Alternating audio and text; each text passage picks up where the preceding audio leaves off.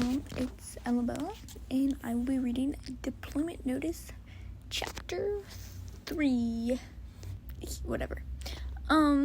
It's called The Deployment Notice by United_Cosmos. This is 3 out of 8 chapters.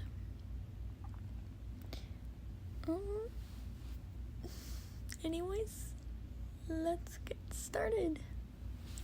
Christopher had not been happy when Eddie told him he had to go to school the next day, but he agreed to go once they explained that they had to work. They promised that Buck would come home with Eddie and Christopher could skip school the next day to see Buck off. Probably also helped. So they dropped Chris off at school and made their way to the firehouse an hour early for their shift, stopping to pick up coffee and pastries for everyone.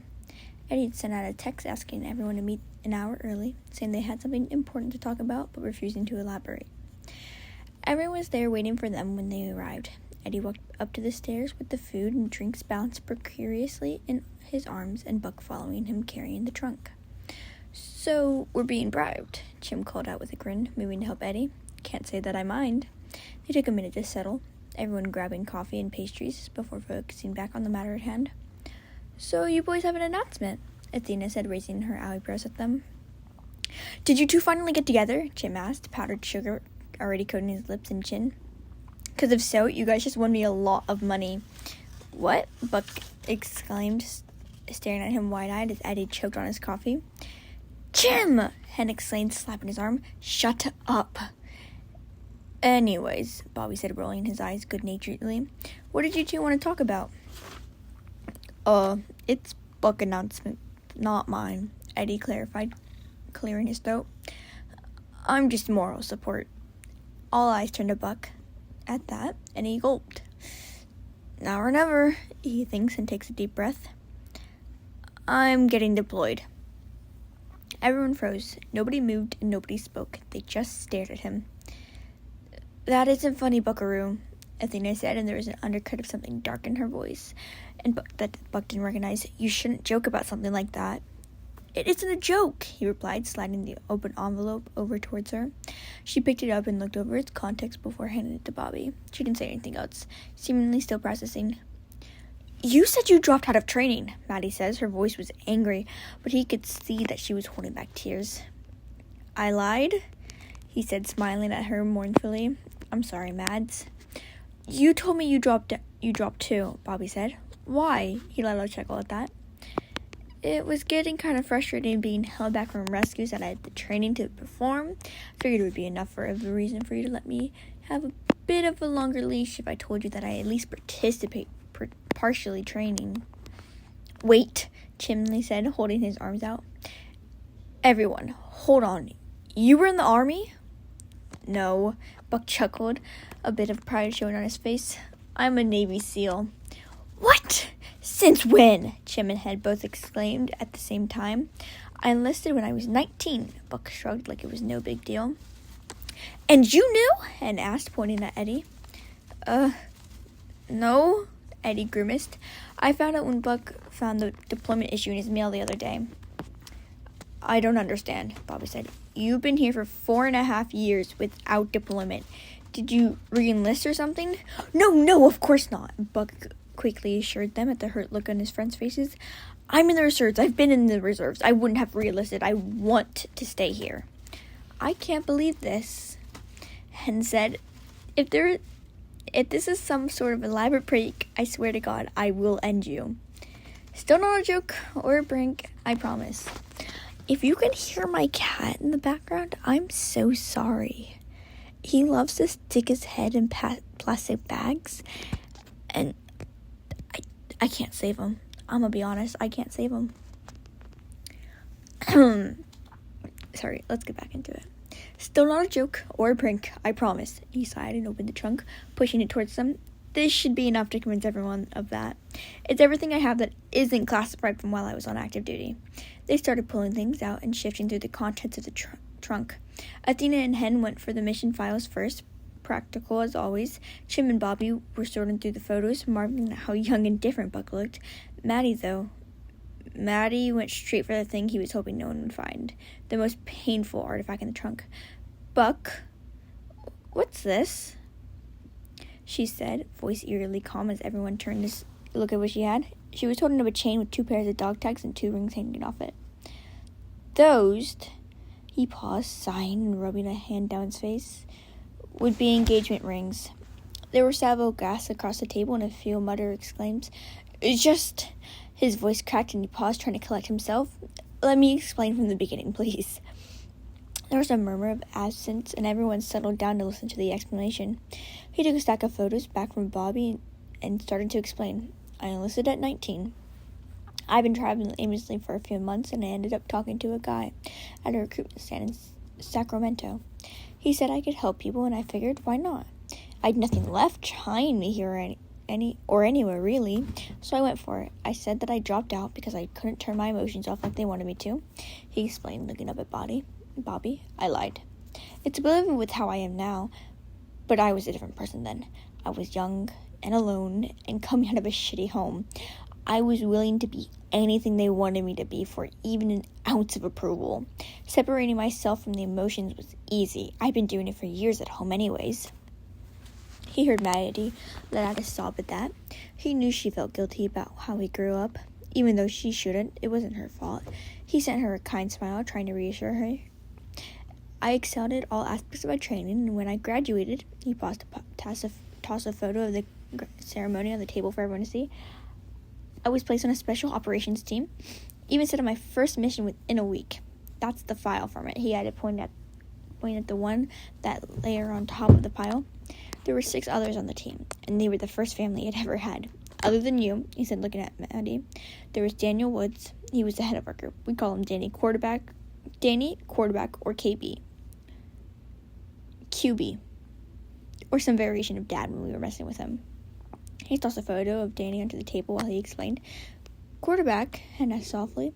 "He was a leader. He made the decisions when we were in field, called the plays, so to speak." She shrugged and continued tossing another photo on the table. "Marco Tripoli. He was second in command and our field medic.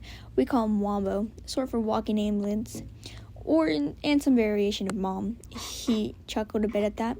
He hated it, but he patched us up and lectured us too much about proper care of our wounds for us to call him anything else. That got a few chuckles. They were familiar enough with trying to get Buck to care for his own injuries. They could only imagine a group of others just like him. "This is Arlia Armano. She was our demolition and weapons expert. We call her Fuse." He said he slid the photo over the table of the young woman, 24 at the time, grinning at the camera from where she was stood on the hood of a Humvee. "This is Hanya Ben-Barina. She was the first pick for undercover missions. We called her Han, or Triple S, as a joke for super secret spy."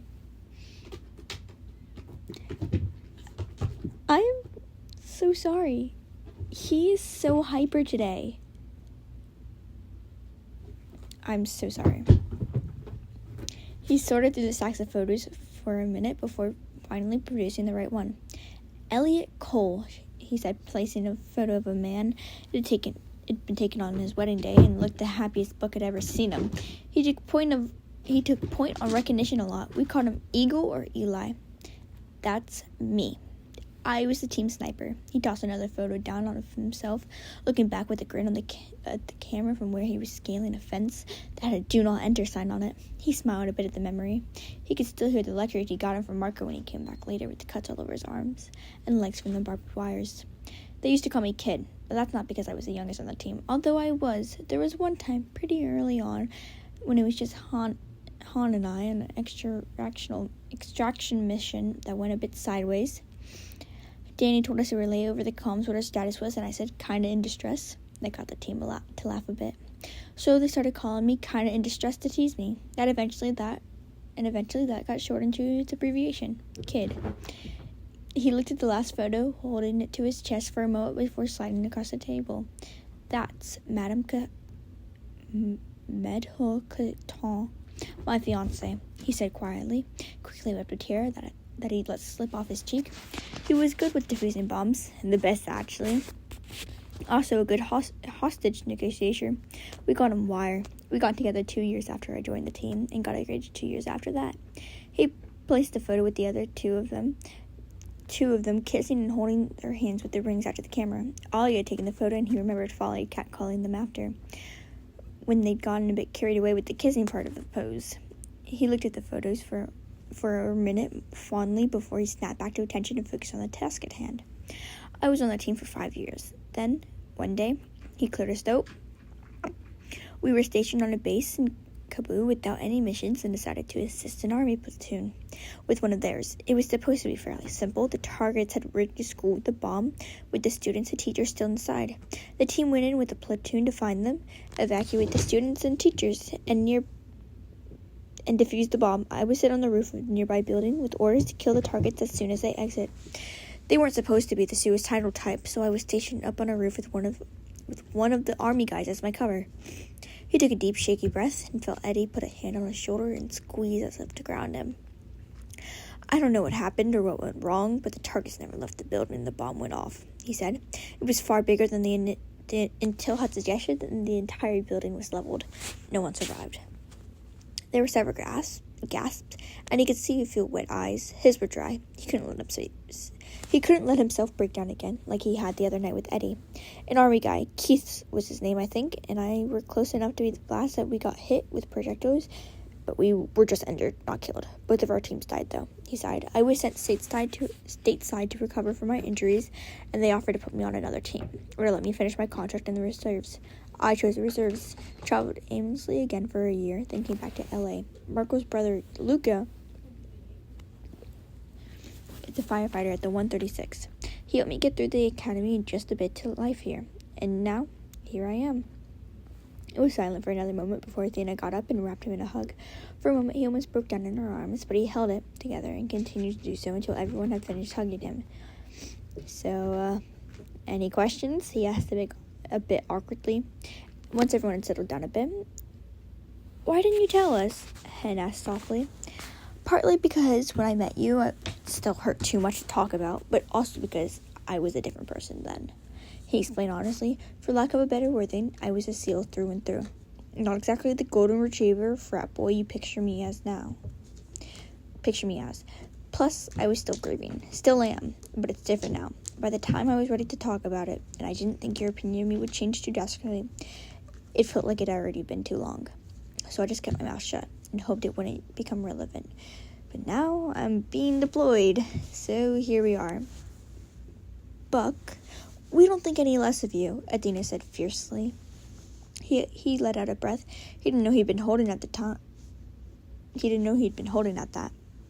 He knew that they still didn't understand the things he'd done and seen. They never would. Eddie came close, but he served differently than Buck had.